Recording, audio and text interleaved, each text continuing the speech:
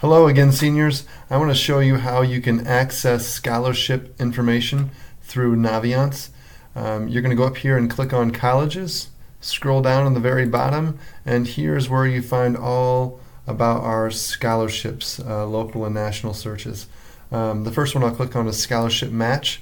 This one is going to match you up with criteria. Wilson's a fake student, so there's really no matching criteria here. But for you, when you log in, you can see that you're matched on based on your race, gender, things like that.